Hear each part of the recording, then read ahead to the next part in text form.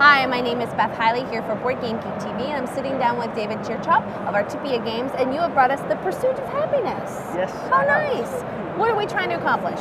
So in The Pursuit of Happiness, we start off as kids and we grow up until we die.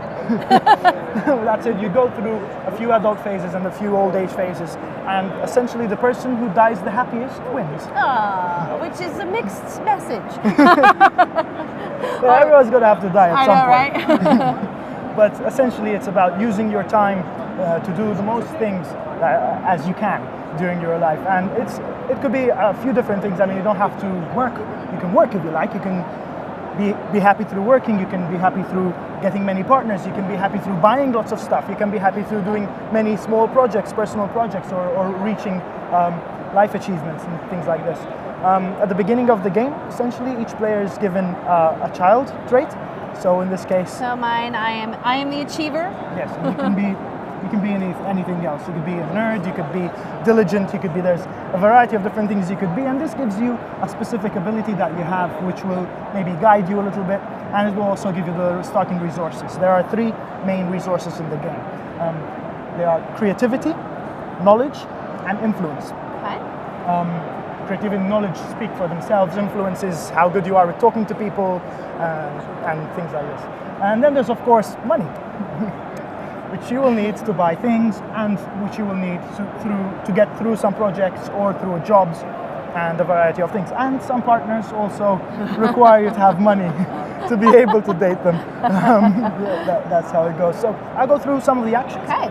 So basically these first four are very simple. Study gets you Knowledge, play, creativity, interact, influence. exactly, and a temporary job just gives you Money. some money. Now, this game works with basically a worker placement mechanism where the workers are time. So you have 6 time, and you're gonna decide how you're gonna spend it. So you're gonna say, okay, I'm gonna study, and you get the knowledge from studying. The next round, you can decide to go to study again. That would give you better rewards, but possibly. But you will also take stress because you have been spending too much time studying.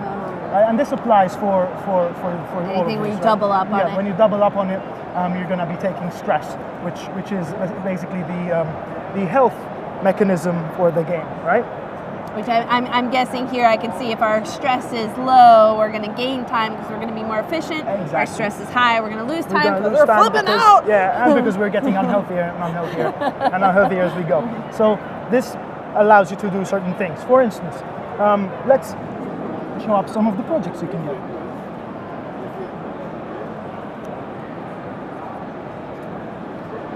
So let's look at Develop an invention. a basic project card. Like all project cards have a variety of different things, from game jams to board game collections and the items to lots of stuff. So this project is you developing an invention. So what you do is you use the take project action. So what you're going to do is you're going to spend the time token on the take project action, and you're going to take the project from the board in front of you, right? And now you've got an idea. So you place a black cube that you have an idea. Here, I'm actually going to still put this in the middle so we can that's a see good it. idea. So you place a black cube there to show that you have an idea. You pay the requirements for the idea, which in this case is 1 creativity, Easy. and you get the returns, which are here on the side. In this Which case, is happiness. short-term happiness. I should say there are 2 types of happiness, right? There's short-term happiness, which resets at the end of every round, and there's long-term happiness, which is the points, the victory points at the end of the game. Short-term happiness makes you more efficient because the more happy you are, the less you will have to pay. You will get a discount on all of these, the more happy you are in short-term happiness. But Or also, penalty. or you have to pay more resources. Also, the player who's the highest on the short-term happiness track gets to go first the next round Right. because he's happy. And then short-term happiness, every round is reset to 0. Everyone starts the same. So I can see all these project cards have multiple levels here that Exactly. we could, with correspondingly higher resources. Exactly, higher resources. So there are 4 better levels. rewards. Much better rewards. So apart from putting a time token over here in any of the actions, which will increase when you go from teen to the adult Which is stages, going to unlock these. which is going to unlock the jobs and the partners, Right. because as a teen, you're not really having any committed relationships and you can't get a real job. You can only do like temp jobs here and there. You can actually place your time token on the card to level it up. And what you do when you level it up is you immediately get, you pay what you have to pay, need to have the resources, of course, and get the rewards. In this case, it is 2 victory points, so you just move yourself 2 victory points off the track.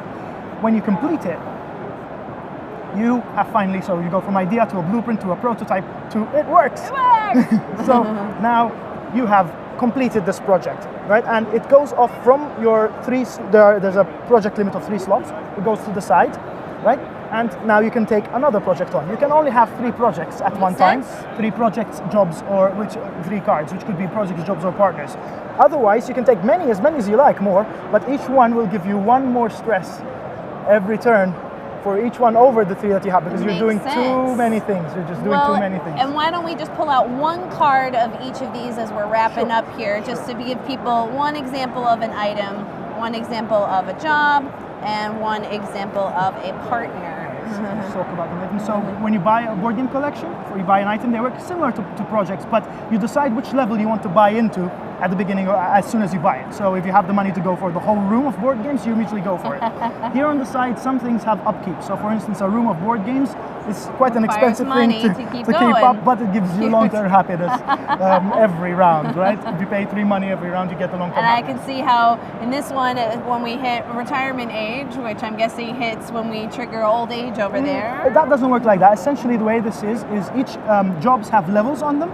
So you could get a level 1 job, and then get a promotion to get the level 2 job of that one. Or you could buy into the level 3 job immediately if you like. Okay, and then finally we got a quick partners overview there. So partners are double-sided, right? There's the female and male version for preferences. However you want to swing. However you want to swing, exactly. And although they're the same on both sides, right? So you go on a date and you immediately get you place your token on the develop relationship, you take the partner and you get the immediate reward. Each partner has a personality, so they are all different. And for example, this guy, Jimmy, requires you to have a level 1 job or higher to be able to get into a relationship. Okay.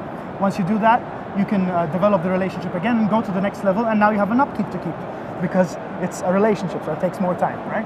And etc. etc. All right. Well, I think that gives us a really good flavor of an entire lifetime for the Pursuit of Happiness. How many players does this support? It takes 1 to 4. 1 to 4 players, and plays around an hour and a half. All right. Hey, that's a pretty fast time to get through an entire life, no? Yeah, well.